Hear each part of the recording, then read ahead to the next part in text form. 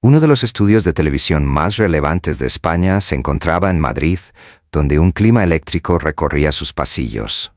El programa más destacado de la cadena privada Canal Europa era dirigido por el famoso periodista Javier Martínez, un presentador reconocido por su estilo mordaz, agresivo e irónico. Su reputación se había construido a partir de sus entrevistas, en las que escasamente mostraba respeto hacia los invitados.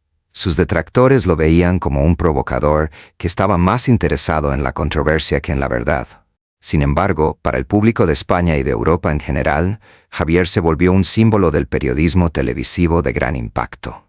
El hombre, vestido con un traje perfecto y con una sonrisa cínica, disfrutaba ser temido por artistas y políticos, ya que nadie deseaba ser su próximo objetivo en vivo. Nayib Bukele, el presidente de El Salvador, había sido un blanco frecuente de sus comentarios mordaces durante varios meses.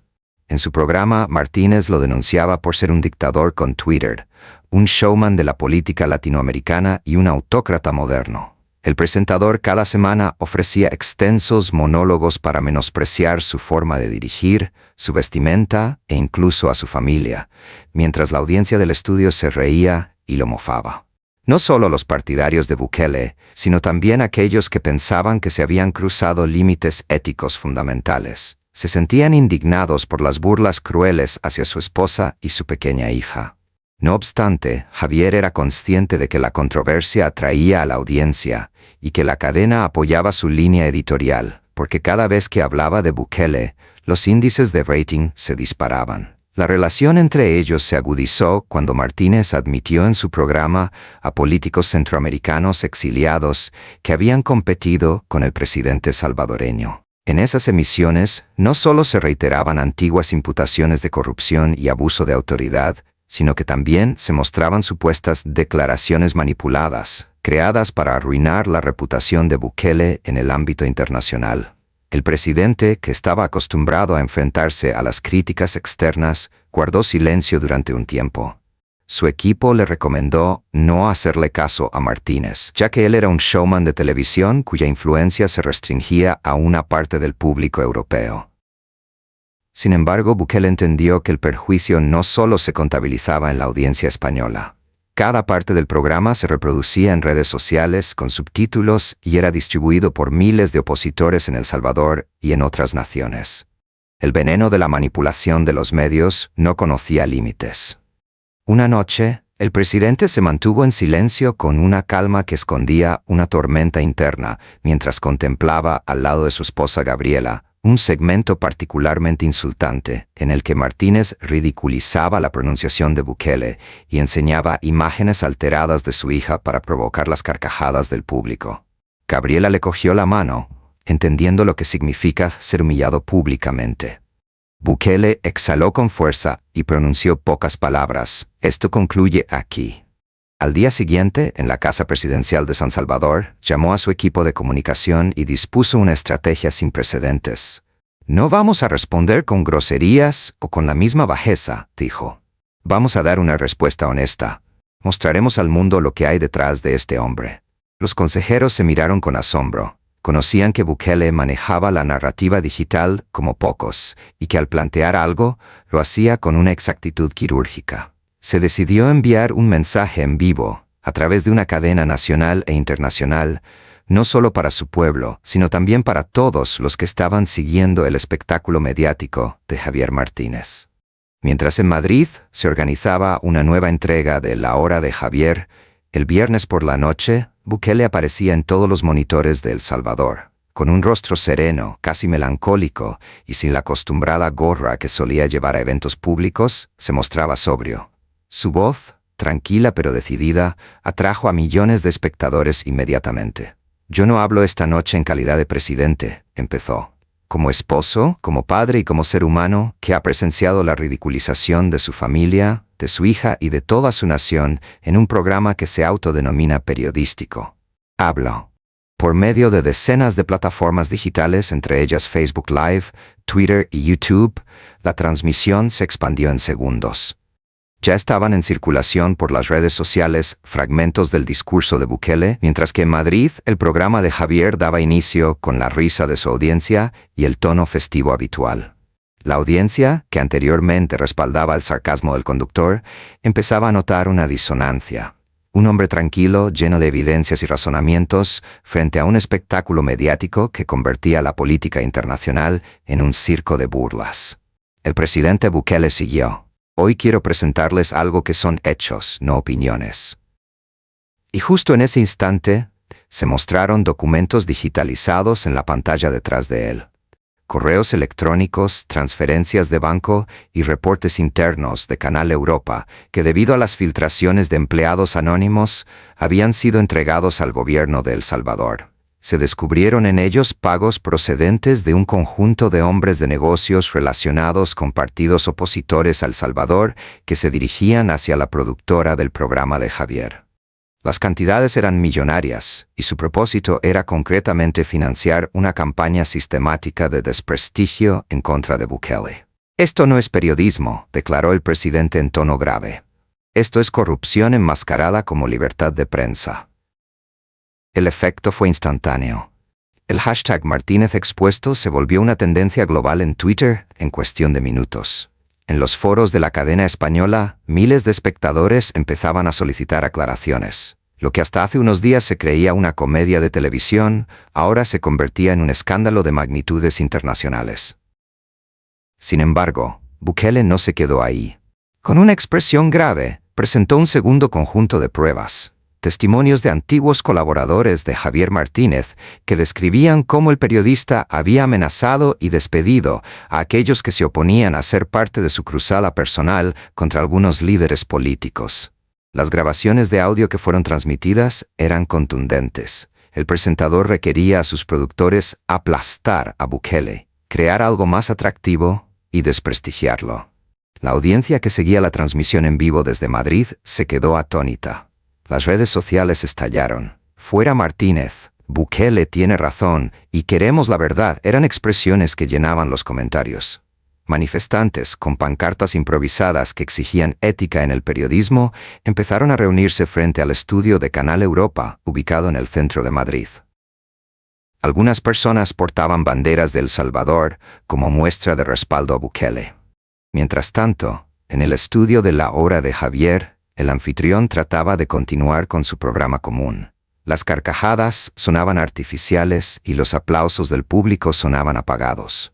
Martínez había sido alertado por el intercomunicador acerca de lo que sucedía en las redes sociales, y a pesar de su intento por mantener la calma, el sudor en su frente y la tensión en su voz lo denunciaban. Su arrogancia parecía desmoronarse en vivo por primera vez en años. En la transmisión paralela, Bukele modificó el tono. Con un hilo de emoción en la voz, preguntó tras mostrar una imagen de su hija, ¿qué siente un niño cuando observa que se están riendo de él en la televisión? La imagen se propagó por el mundo en segundos y causó una oleada de solidaridad, incluso entre los críticos habituales de Bukele. ¿Qué tipo de periodista cree que es valiente al burlarse de una niña? Ya no se trataba de un asunto político, sino humano.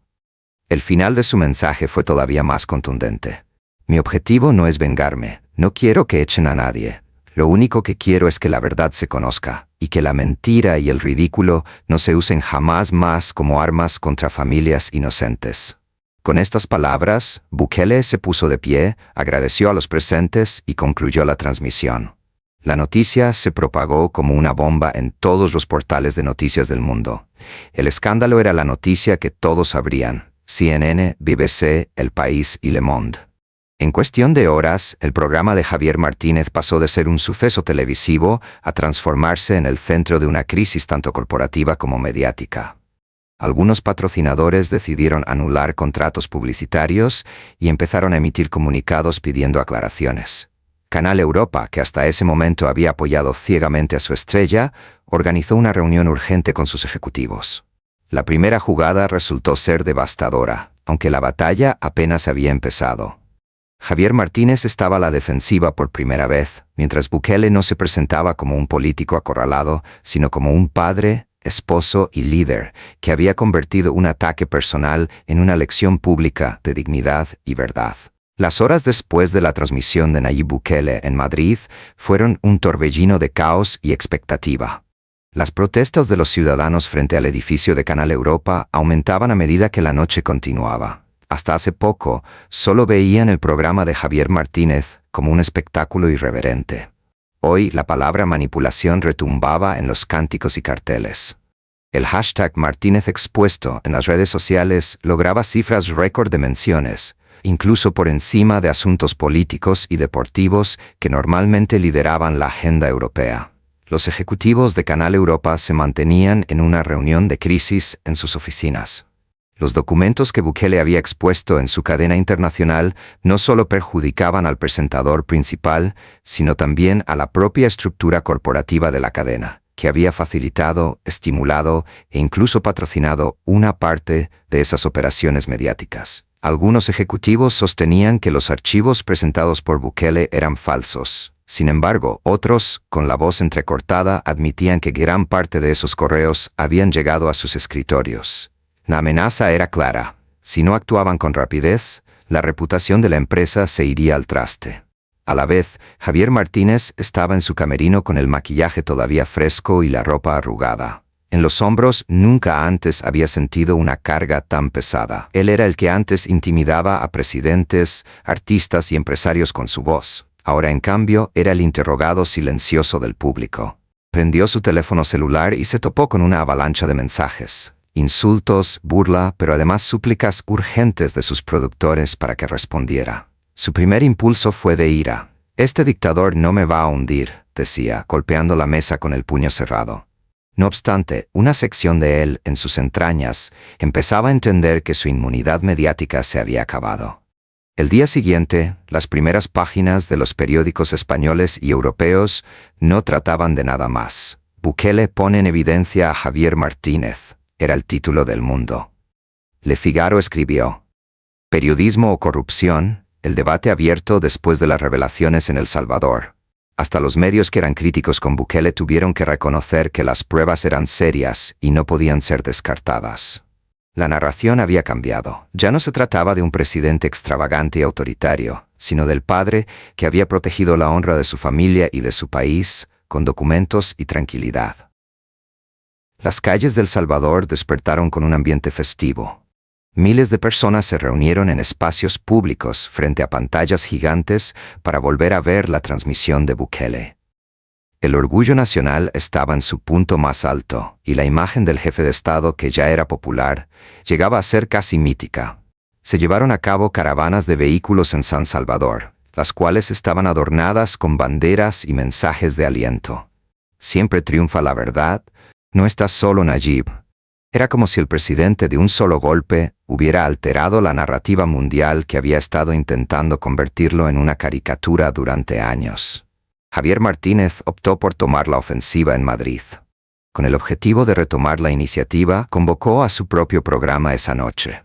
«Lo que tuvimos anoche», expresó con voz temblorosa a pesar de que la disfrazó de firmeza, «fue simplemente un espectáculo político creado por un mandatario que no soporta las críticas». Trató de sonreír, trató de mostrarse desafiante, pero su mirada evitaba la cámara. En la gran pantalla detrás de él, sus productores exhibieron extractos editados del discurso de Bukele con el objetivo de dar la impresión de que el presidente había distorsionado imágenes o había exagerado los ataques contra su familia. No obstante, en esa ocasión el montaje no fue mágico.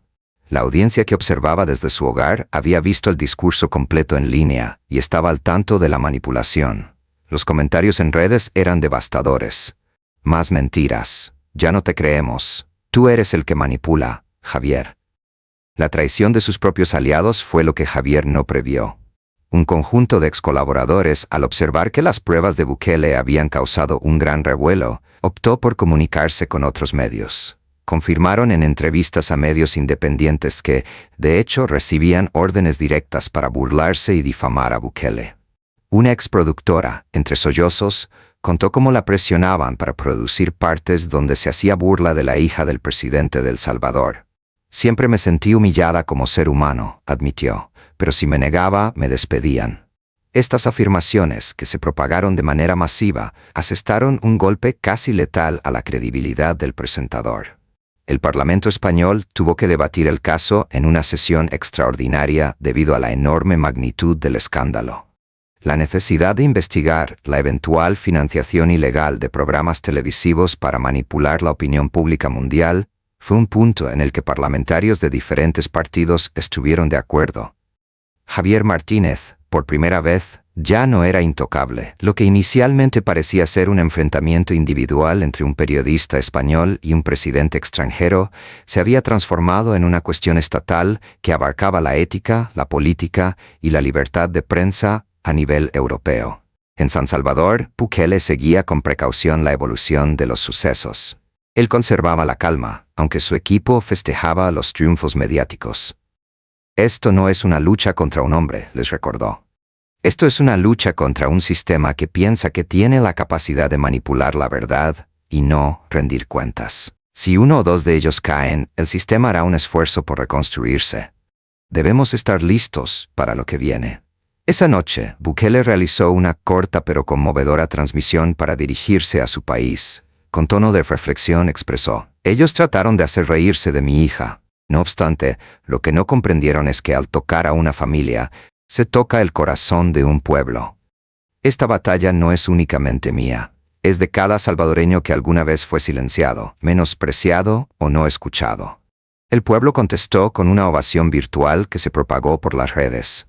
Mientras tanto, Javier Martínez ideaba un desesperado golpe de Estado, con la intención de establecer un documental que mostraría presuntas evidencias de corrupción y autoritarismo en el gobierno de Bukele. Trató de organizarlo mediante conexiones empresariales y políticas. Contrató a un equipo de investigación privado con el propósito de crear relatos y testimonios que lo presentaran como víctima de persecución internacional. Sin embargo, lo que no tuvo en cuenta fue que en la era digital, las mentiras se desmoronan tan rápido como son creadas. Periodistas independientes, tras el filtrado de un anticipo del documental, probaron que los documentos mostrados eran falsos y varios actores contratados para testificar admitieron públicamente que habían recibido dinero por mentir. El impacto fue demoledor. Los escasos aliados que le quedaban a Martínez empezaron a dejarlo de manera individual. Los patrocinadores que todavía se mantenían decidieron terminar toda relación con Canal Europa, que suspendió su programa de manera indefinida. El conductor, que hasta hace poco era el rey del prime time en España, ahora estaba aislado y afrontando no solo la condena pública, sino también pesquisas judiciales por corrupción y fraude. El último golpe de esa segunda etapa se produjo cuando Bukele, en un acto sorpresivo, comunicó que asistiría a una conferencia internacional sobre ética y comunicación política en Madrid. Los titulares se conmovieron tras la noticia. Los medios preguntaban: ¿triunfo o provocación Bukele en España? No obstante, el presidente de El Salvador no tenía la intención de humillar a nadie, sino más bien enviar un mensaje contundente, que la verdad tiene la capacidad de atravesar fronteras y desafiar incluso a los grandes medios europeos.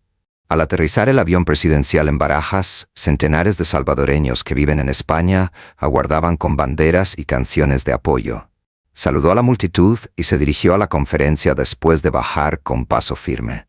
Su discurso fue breve, pero muy contundente. La libertad de la prensa es sagrada, pero no puede ser confundida con el derecho a mentir. Las comunidades no son dignas de cadenas de desinformación. Se lo merecen. La ovación fue ensordecedora, incluso por parte de los periodistas que antes lo habían criticado. Esa misma noche, Javier Martínez encendió la televisión en su apartamento de lujo en Madrid y observó cómo los noticieros se llenaban con la imagen de Bukele. Su cara mostraba desesperación. Un presidente extranjero que optó por confrontar la falsedad con dignidad y evidencia había derrocado al rey del prime time, no a través de un escándalo interno ni de la competencia. Martínez entendió por primera vez en su existencia lo que significa perder, una derrota total y pública. Durante semanas, el eco de la conferencia en Madrid resonó por todo el continente europeo y latinoamericano. La exposición de Bukele acerca de la distinción entre libertad de prensa y libertad para mentir fue uno de los videos más difundidos en línea, con traducción a más de 10 lenguas, y que se proyectó en foros académicos, universidades y programas de opinión. Para un gran número de personas, ese presidente, que solía ser descrito como un populista extraño, había mostrado una capacidad sorprendente, la de enfrentarse a los medios de comunicación internacionales no con gritos ni insultos, sino con evidencias y calma. Por el contrario, la imagen de Javier Martínez se desplomaba a una velocidad rápida. Después de que su programa fue suspendido, sus intervenciones públicas se convirtieron en un espectáculo incómodo. Cuando trataba de ir a restaurantes o eventos, grupos de personas lo abucheaban con gritos de mentiroso y corrupto. Los paparazzi fotografiaban su rostro fatigado y descompuesto, que contrastaba con la imagen de seguridad y altanería que había transmitido por televisión durante años. Las revistas sensacionalistas, que antes lo exaltaban como una persona poderosa, ahora lo presentaban como un hombre vencido y atrapado en la soledad de su propio ego. Los tribunales españoles comenzaron una indagación formal contra Martínez y ejecutivos de Canal Europa por corrupción mediática, evasión fiscal y financiación ilegal, debido a la presión de los documentos filtrados y la opinión pública. Aunque el proceso judicial iba a ser largo, el daño a la reputación era inmediato. Los abogados del presentador intentaron alegar que Bukele había adquirido las pruebas de manera ilegal, pero la fuerza de los testimonios de excolaboradores y la verificación independiente realizada por periodistas con renombre desbarataron dicha defensa desde el principio. En el ínterin, Bukele utilizaba el aliento internacional para fortalecer su discurso político dentro y fuera de El Salvador. En sus entrevistas con medios europeos reiteraba el mismo concepto. El problema no es una persona, sino un sistema que transforma la mentira en espectáculo. Si hoy fue contra mí, mañana podría ser contra cualquiera de ustedes. Ese mensaje resonó fuertemente en una ciudadanía europea cansada de escándalos mediáticos y de periodistas famosos que parecían más preocupados por volverse celebridades que por reportar con precisión. Las calles de Madrid continuaban siendo el escenario de manifestaciones.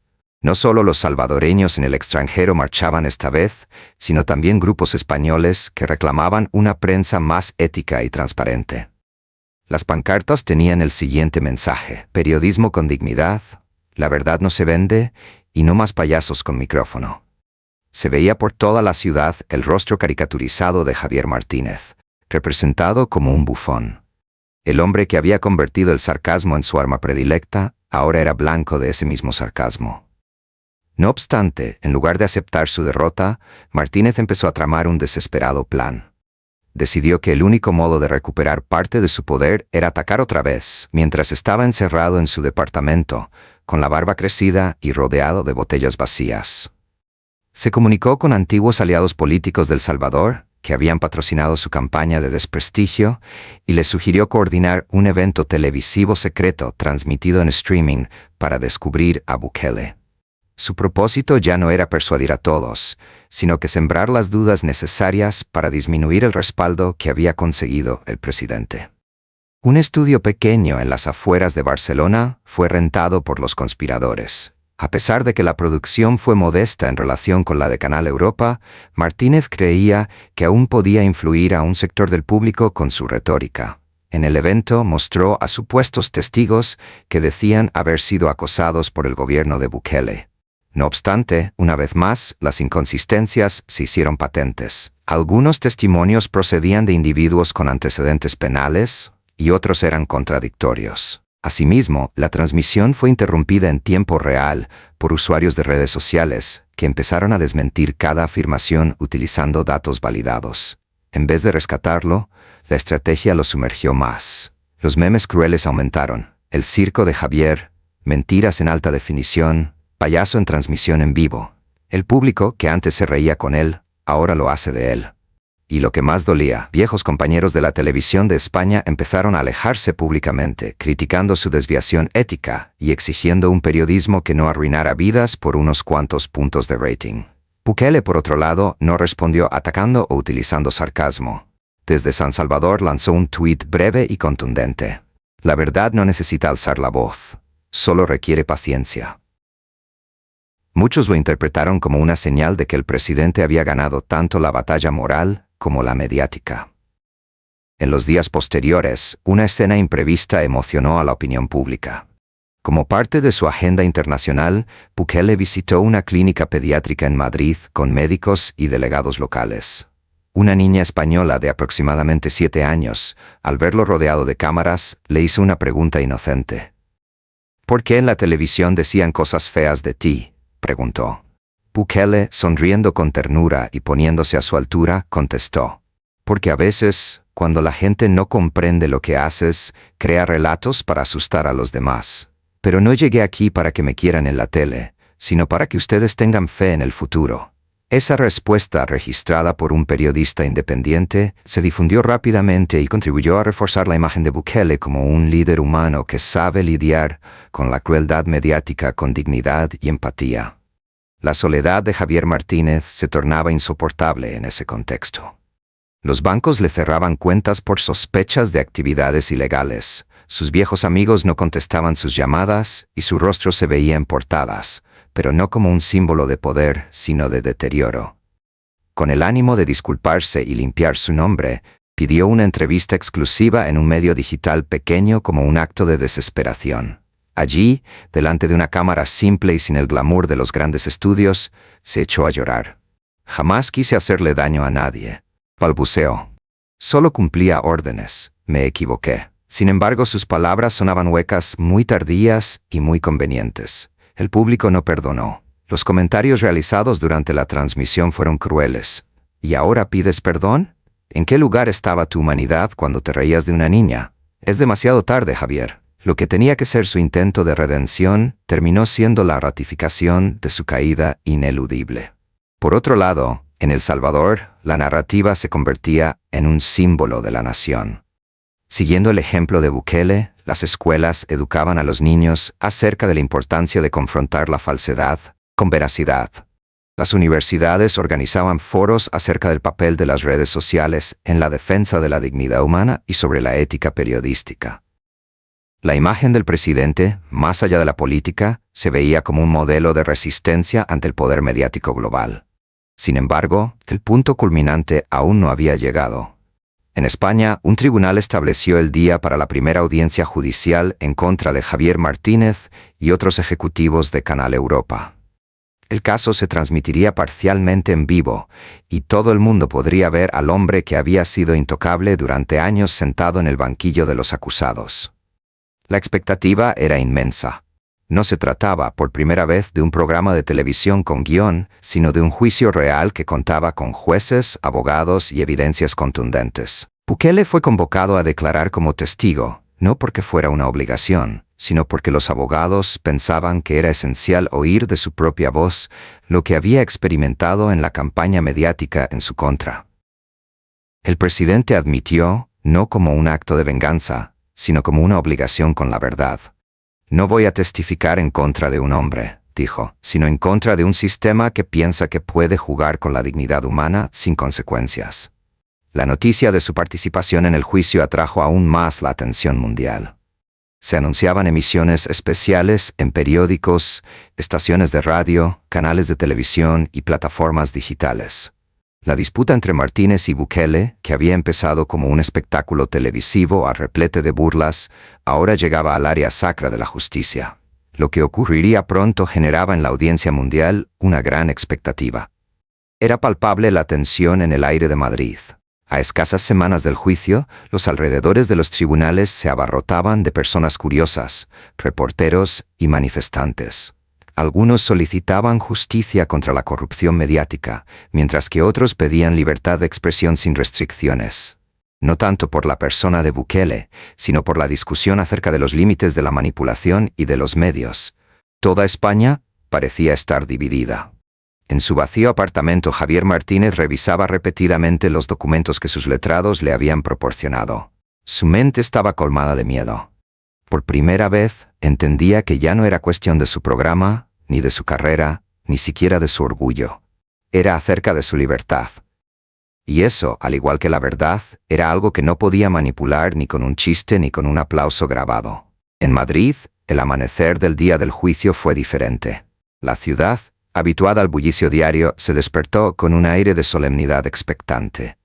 Un cordón policial típico custodiaba las calles cercanas a la Audiencia Nacional. Con micrófonos y cámaras en mano, cientos de periodistas de todo el planeta se encontraban preparados para documentar lo que ya era considerado como el proceso del siglo en términos de ética periodística. Había pancartas pendiendo de los edificios aledaños. La justicia está por encima de la dignidad. La verdad supera el espectáculo. Los medios no son un circo. Javier Martínez aparecía en carteles que estaban divididos por una línea. A un lado, el ícono de la televisión que había sido durante años. Al otro, el acusado sentado en un banquillo.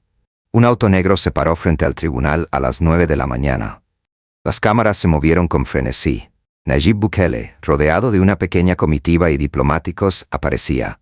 Vestía sobrio, con corbata azul y traje de color oscuro. Cuando saludaba con un gesto sutil a los manifestantes que ondeaban banderas españolas y salvadoreñas, su andar era tranquilo, casi solemne. Los aplausos resonaron en medio de la multitud y algunos gritaban: «Bukele, la verdad está contigo». El presidente sonrió ligeramente, sabiendo que ese día no era un evento político, sino un momento histórico para evidenciar que aún los poderosos tenían que rendir cuentas ante la justicia. El ambiente dentro de la sala era tenso. Javier Martínez estaba ya en el banquillo, vestido con un traje arrugado que trataba de ocultar las ojeras y el tiemblo de sus manos. Su mirada eludía las cámaras a cualquier precio. El hombre que había gobernado en el prime time, acostumbrado a los aplausos y las luces, ahora se encontraba con un silencio aplastante, solo interrumpido por las ráfagas de los fotógrafos. Sus abogados a su lado intentaban mantener la calma, si bien eran conscientes de que desmontar la montaña de evidencias en su contra era complicado. Con voz grave, el juez dio inicio a la sesión. Aclaró que el procedimiento no era una censura de la libertad de expresión, sino una investigación para determinar si se habían perpetrado delitos de manipulación mediática, corrupción y difamación sistemática respaldada por intereses políticos foráneos. La sala completa permaneció en silencio. Un aire de solemnidad poco frecuente se respiraba. Los fiscales empezaron a introducir las primeras evidencias, testificaciones de excooperadores de Canal Europa, correos electrónicos y transferencias bancarias.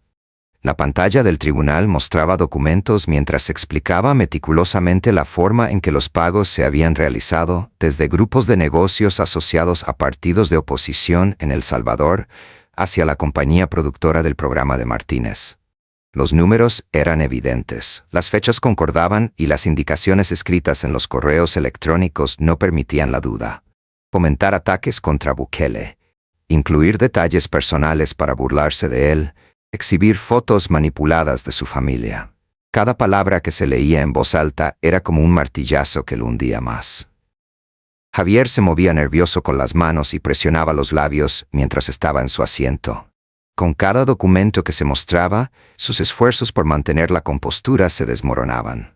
Los periodistas, activistas y observadores internacionales que estaban allí murmuraban con incredulidad por la crudeza de las evidencias. El testimonio de Nayib Bukele ha llegado, el momento más esperado. El juez lo conminó a que se acercara al estrado. El presidente caminó despacio y se ubicó frente al micrófono. Toda la sala contuvo la respiración.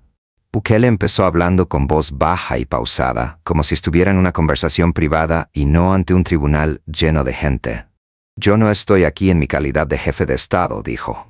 «Como padre, esposo y ciudadano que fue víctima de una campaña de burlas y difamación sin igual, me encuentro aquí. Por meses, observé cómo mi hija era objeto de burlas en un programa televisivo que contaba con millones de seguidores. Observé cómo mi mujer se transformaba en blanco de bromas crueles, y observé que no solo intentaban destruir mi imagen, sino también la fe de una nación entera en su futuro».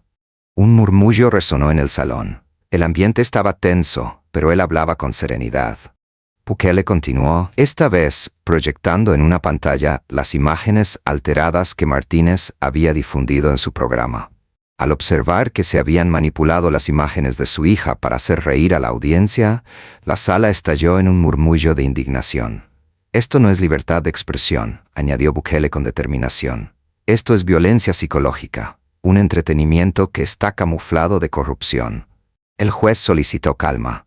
Era evidente la emoción en el salón. Algunos de los reporteros presentes que critican a Bukele con frecuencia anotaban en sus libretas con seriedad, sabiendo que lo que estaban observando trascendía la política. Después, Bukele cambió de manera imprevista su testimonio.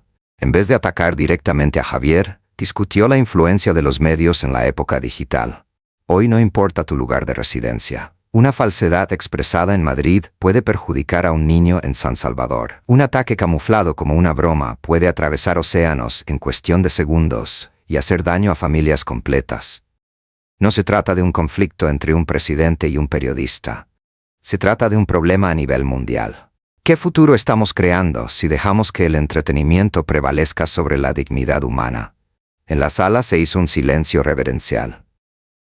El juez asintió despacio y hasta los abogados de defensa de Martínez parecían estar temporalmente desarmados. El contraste era abrumador. Un hombre arrasado por su propio cinismo frente a un jefe que se expresaba con la calma de alguien que conoce que la verdad lo respalda. A pesar de que el juez solicitó silencio, la audiencia aplaudió espontáneamente al finalizar su declaración. Las cámaras captaron y difundieron al mundo entero el eco de esos aplausos. En cuestión de minutos, las redes sociales se llenaron de expresiones tales como «La dignidad no es negociable» y «Bukele habló con el corazón». Martínez recibió el turno de nuevo. El juez lo instó a que respondiera. Con voz quebrada, trató de defenderse. «Yo simplemente cumplía con mi trabajo. La sátira ha sido siempre un elemento del periodismo. No soy la única persona que ha criticado a los políticos. El presidente Bukele no soporta que lo pongan en duda, simplemente». Trató de sonreír, pero su gesto se retorció en una expresión amarga. El salón no mostró empatía, sino que guardó un silencio incómodo que acentuaba su soledad. Los fiscales lo presionaron con interrogantes directas. ¿Qué entiende usted por ética periodística? ¿Por qué le dijo a su equipo que retocaran las imágenes de una niña? ¿Y acepta que recibió pagos para dirigir su contenido contra el presidente de El Salvador? Cada pregunta lo hacía tartamudear más. Sus ojos se fijaban en un punto del suelo, su voz temblaba. La palabra, el discurso y la narrativa, que habían sido su dominio durante años, ahora lo traicionaban. El momento culminante de la audiencia se produjo cuando se escuchó un audio filtrado en el que Martínez, en una reunión privada con productores, afirmaba: «No me interesa si inventamos. La gente lo cree de todos modos. Lo relevante es que se rían de él y se mofen de su familia. Eso es lo que hacemos». El sonido resonó en el salón como si fuera un trueno. Martínez agachó la cabeza. Era imposible negarlo. Su propia voz lo incriminaba. La sesión fue suspendida por el juez hasta el día siguiente. El entorno era de entusiasmo afuera. Miles de personas aguardaban la salida de Bukele para aclamarlo. Mientras él ascendía al vehículo que lo llevaría a la embajada de El Salvador, gritaban: «No estás solo. Gracias por la verdad». Gabriela lo aguardaba con una sonrisa tranquila en el interior del vehículo. «¿Lo hiciste bien?», le comentó. Bukele tomó aire y contestó: «Esto no es un triunfo individual. Es solo un paso más para que la verdad tenga una oportunidad». Por el contrario, Martínez salió cabizbajo y escoltado por una puerta trasera, perseguido por flashes que captaban su derrota y gritos de desaprobación. Al darse cuenta, en la tranquilidad de la noche madrileña, de que ya no era el rey del espectáculo, sino el antagonista de una historia que él mismo había creado. El mundo completo aguardaba el resultado.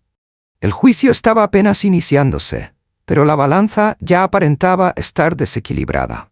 Bukele había demostrado que el poder auténtico no se hallaba ni en los aplausos sencillos ni en las bromas crueles, sino en la paciencia y en la fortaleza de la verdad.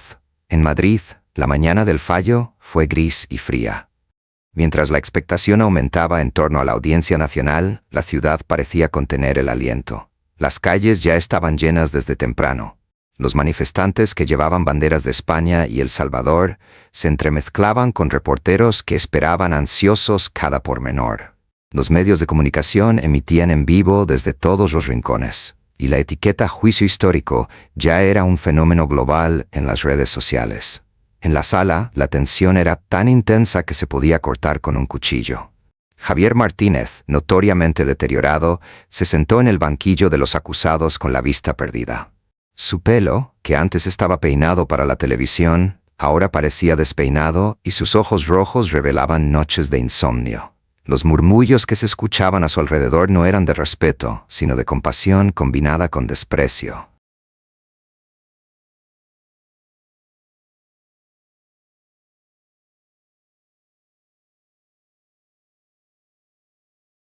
El hombre que había hecho reír a millones de personas ya no podía provocar ni el más mínimo sentimiento de simpatía.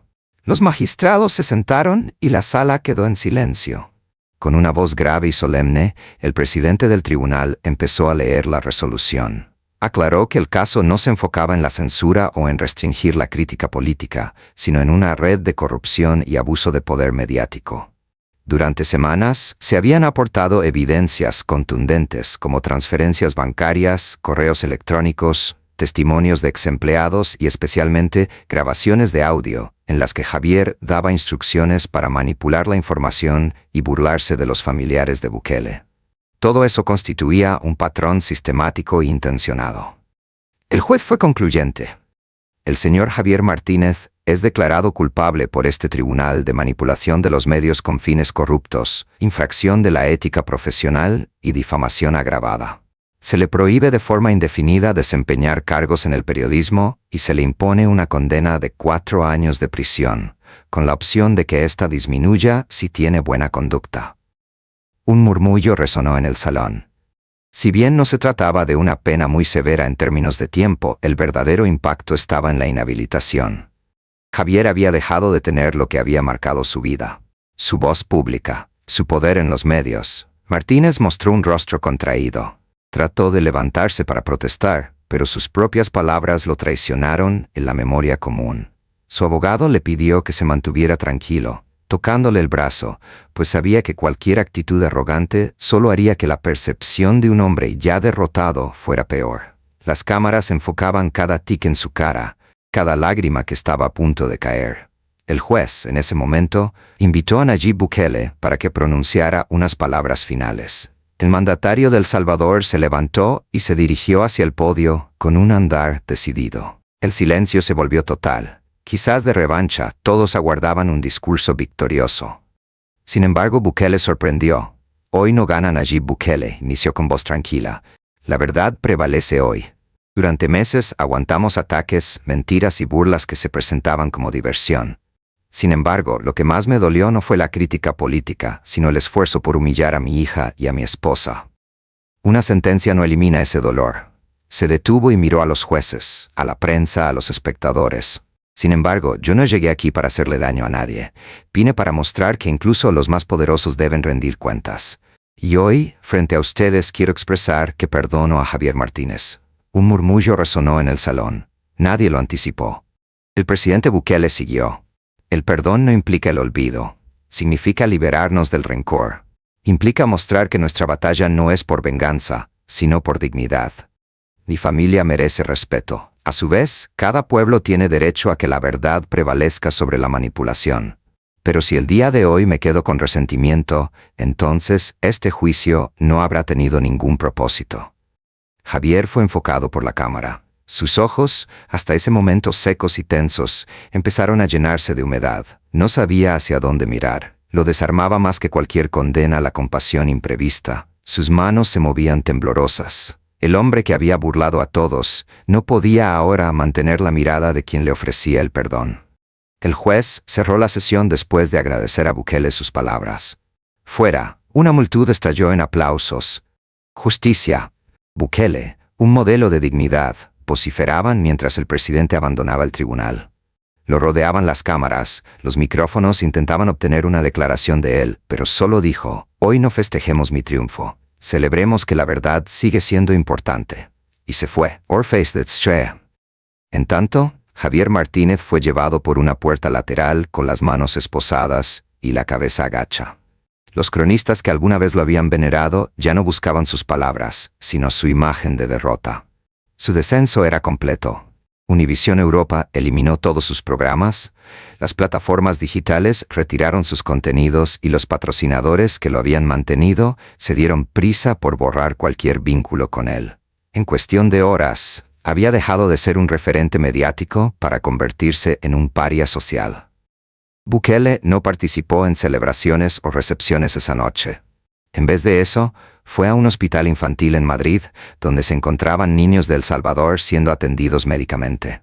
Anduvo entre ellos sin discursos listos y sin cámaras oficiales. Un pequeño niño de alrededor de 7 años se acercó con timidez y le preguntó: ¿por qué había tantas personas malas hablando de ti en la televisión? Preguntó. Bukele se inclinó hacia ella, sonrió y respondió con voz suave: porque en ocasiones la gente ataca lo que no comprende o aquello que no tiene la capacidad de controlar. No obstante, no vine aquí para que me quisieran en la televisión. Vine para que tú y todos los chicos de El Salvador tengan un futuro mejor. El niño estuvo de acuerdo, abrazó a Bukele y corrió otra vez hacia la cama. Esa escena, registrada únicamente por el teléfono móvil de un médico que estaba allí, se propagó rápidamente en cuestión de horas. El video fue distribuido en las redes sociales millones de veces con mensajes como «el líder que se expresa desde el corazón» y «esto es grandeza auténtica». Los habitantes de El Salvador festejaban con orgullo. Las plazas se abarrotaron de personas que encendían velas como muestra de gratitud. No se trataba de una celebración bulliciosa, sino de un acto silencioso de unión. La gente comprendía que no se trataba de vencer a un hombre, sino de mostrar que la dignidad podía imponerse ante la manipulación. Desde su celda, Javier observó partes de esas imágenes en la televisión de la cárcel. Sus mejillas fueron surcadas por lágrimas calladas. No pensó, por primera vez en mucho tiempo, en las audiencias ni en los ratings, sino en las personas a quienes había hecho daño. Sintió una punzada de vergüenza que lo atravesó como un cuchillo y recordó las risas del público cuando se mofaba de la hija de Bukele. En los meses posteriores se ratificó el cambio. Bukele volvió a El Salvador y fue acogido como un héroe. Sin embargo, en lugar de usar esa victoria para hacer más ataques a sus oponentes, la transformó en una plataforma para discutir sobre el papel de los medios en la era digital. En sus discursos internacionales repetía: sin ética no hay verdad, y sin verdad no hay democracia. Los líderes podemos cometer errores, pero los medios no deberían convertir esos errores en un espectáculo. No se puede vender la dignidad de cada ser humano. Ese mensaje tuvo un impacto profundo, más allá de las fronteras. Las universidades lo han convocado para que ofrezca conferencias acerca de la ética en la comunicación. Organismos internacionales empezaron a discutir nuevas normativas acerca de la manipulación mediática. Lo que había comenzado como una disputa personal entre un presentador y un presidente se transformó en el catalizador de una discusión mundial acerca de la verdad, la libertad de expresión y los límites del sarcasmo. En San Salvador, El Salvador, se pintó un mural. Aparecía Bukele de pie, con un micrófono en la mano, y tras él se podía ver a una niña con una vela encendida. Un mensaje simple en la parte de arriba: la verdad no permanece callada. Ese mural se tornó en un sitio de reunión para jóvenes, alumnos y familias que deseaban rememorar que, a pesar de vivir en un mundo donde las pantallas prevalecen, la dignidad continuaba siendo el valor más elevado. Y de este modo, la historia terminó. Javier Martínez se convirtió en un ejemplo de la arrogancia que fue derribada por sus propios engaños. Su nombre se volvió un aviso de lo que pasa cuando la responsabilidad del poder mediático es olvidada. Sin embargo, Nayib Bukele salió fortalecido no porque gritara más fuerte o ridiculizara a su oponente, sino porque mostró paciencia, firmeza y la grandeza de perdonar. Porque, al final, la victoria auténtica no se encontraba ni en los titulares ni en los tribunales. Cuando un niño preguntó en ese momento íntimo en el hospital infantil: ¿por qué te atacaron?, fue la pregunta a la que le siguió una respuesta que resumía toda la historia. Porque, aunque la verdad incomode, siempre prevalece.